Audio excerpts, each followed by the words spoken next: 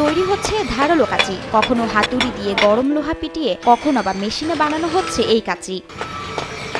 প্রথমে গনগনে আগুনে লোহা ঝলসিয়ে হাতুড়ি দিয়ে পিটিয়ে কাঁচির আদলে আনেন কারিগরেরা। এরপর এর সাথে হাতল ওয়েল্ডিং এর মাধ্যমে সংযুক্ত করা হয়। সকালে বাসার থেকে বাড়ায় দোকানে আসে সব বাই করে কেসি আগুনে দিয়ে পুড়ায়ে বাড়িয়ে কেসিটা আমি সুন্দর করে প্রসেসিং করে দিই। পরিপূর্ণ কাঁচির আদলে আসার পর নিপুণ কারিগরের ছোঁয়ায় করা হয় ধার দেওয়ার কাজ। এসব কাজের প্রতিটি ধাপ শেষ হয় আলাদা আলাদা কারিগরদের দিয়ে। সকাল 10টায় আসি, আমি কেসি ফিটিং করি। সব কাজের পরে আমার হাতে আসে, কাজ দিয়ে কমপ্লিট করে দিয়ে দেন ওখানে।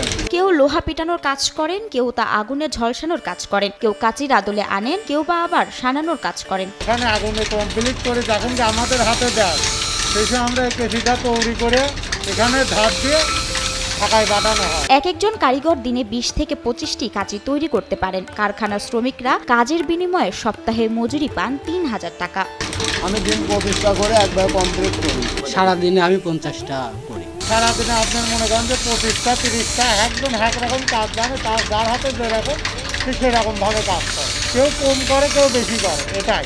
আগে পাবনায় বড় বড় কাঁচি তৈরি হলেও এখন সাধারণত 8 থেকে 10 ইঞ্চি মাপের কাঁচি বেশি তৈরি হয়। এর বাইরে কোনো কোনো কারিগর 12 ইঞ্চি মাপের কাঁচিও তৈরি করে থাকেন। হস্তশিল্পর কাজটা হলো সবই হাত দিয়ে তৈরি করা হয়। ধার থেকে শুরু করে যা কিছু হতে টোটালি হাত দিয়ে তৈরি করা হয়। বিভিন্ন জায়গায় কেসিগুলো যায়, এটাই আমাদের রোজকার কাজ, এগুলাই আমাদের কাজ। আর আমি পুরান কেসি নিয়ে আসতে পারে সেগুলো আর কি আপনাকে ধার করে দিই, এটাই আমাদের হাত থেকে কাজ।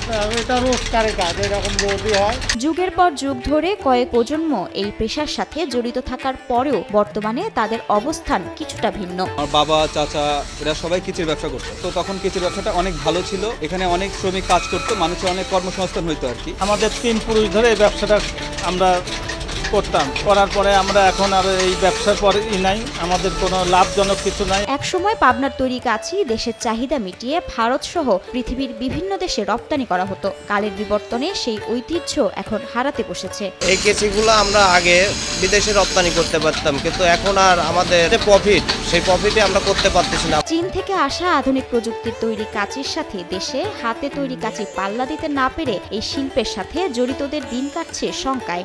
এক সময় আমার এখানে 40-50টা লেবার কাজ করতো, এখন খুব বেশি হলে 7-8টা লোক কাজ করে। এই দিয়ে আমাদের সংসার এখন বাইসে থাকা লেবার নিয়ে বাইসে থাকাই আমাদের কঠিন হয়ে গেছে। এখন ওই চায়না থেকে কেসি আসে আমাদের এই কেসির ব্যবসাটা একদম নষ্ট হয়ে গেছে, আমাদের কেসি এখন চলে না। এই কাঁচি শিল্পকে বাঁচাতে সংশ্লিষ্টদের দৃষ্টি আকর্ষণ করেছেন এই ব্যবসার সাথে জড়িত ব্যবসায়ীরা। তাই সংশ্লিষ্ট মহলের একটু সুনজর পেলে হয়তো আবারও ঘুরে দাঁড়াবে এই কাঁচি শিল্প। আমাদের সরকারের কাছে আবেদন, এটা যত তাড়াতাড়ি সম্ভব এটা মনিটরিং করুন, মনিটরিং করে আমাদেরকে এই শিল্পটাকে বাঁচায় রাখুন। সরকারের কাছে একটা অনুরোধ, আমাদের এই ইয়ের উপরে একটু আপনাদের নজর দিতে হবে যে এই কেসি প্রশাসন যাতে বিদেশে রপ্তানি করা যায় সেই ব্যবস্থাটা করে দিতে হবে।